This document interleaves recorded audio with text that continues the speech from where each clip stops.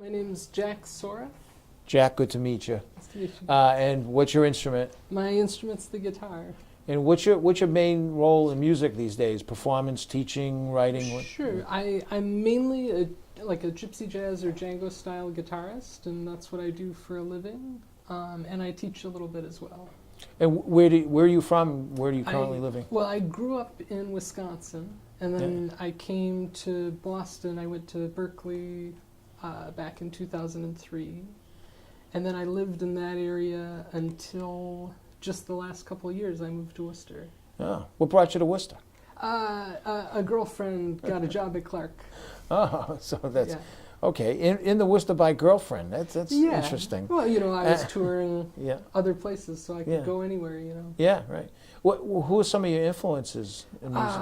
Well, I mean, Django Reinhardt's the biggest influence, and then of living people I got to study with. There are almost too many to name, but more local people. There was a great musician in Boston named John McGann. Mm-hmm. And I studied a bit with John Boboyan and Bob Harrigan and Scott Free. I studied jazz composition with. Mm-hmm. So are these also your influences as well? Yeah, I'd say these are my influences, and then my other influences are the people I play with. There's a musician named Richard Shepard who has a band called Amerinouche, who's been playing in Worcester and New England and the country, and I've been touring with his band for about 4 years and learned a ton from him. Yeah, really. What do you learn from playing with a talent like that?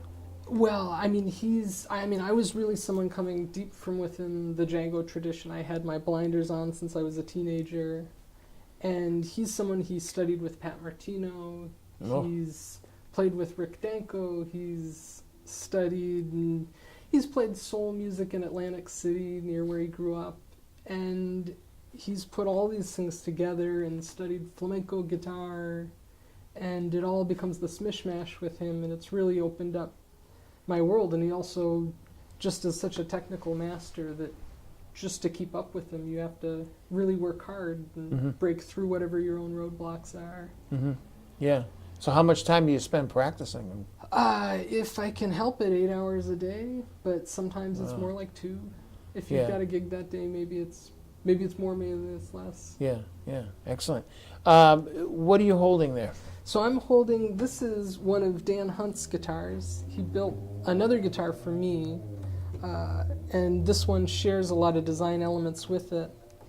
And this guitar there's only one like this in the world, really. It's quite a bit like mine in that there's just different elements from different guitars within the Django tradition, but there's no one other guitar that has all these things that are just like this. Yeah. What classifies the Django tradition as far as that goes, guitar? I mean, as far as the guitars, they're built almost more like a mandolin, or like guitars were back in the old days. The braces on the inside are what you'd call a ladder brace. There are a couple of them, just horizontal, as opposed to X braces or fan braces that they put on more modern guitars. And they're just, I mean, everything about the design is sort of unique. It's got elements of a classical guitar, the way the tops are curved and contoured and thinned out, and the necks are really long. And does it affect your playing? When you go to play it, because I know completely. from playing the piano, if I sit at a Steinway, Yeah. it's a completely different ride than Yes. playing, an electronic keyboard or something. Oh, absolutely. So is it like that with this? It completely is, and these instruments, they tend to be very responsive. They tend to be very live. One of the first things that drew me to this as a guitar tradition was that it reminded me more of the way people play horns, and that there's this real focus on your acoustic voice. Yeah. Can I hear a little bit of it? Sure. Yeah.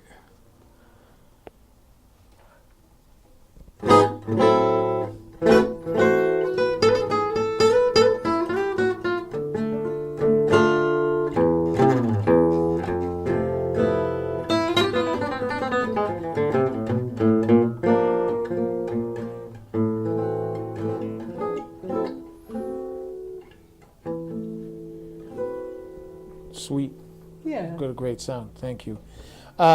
I want to thank you for before I sign off with you, though, I want to ask you, why did you select, what attracted you specifically to this specific genre of the jazz spectrum?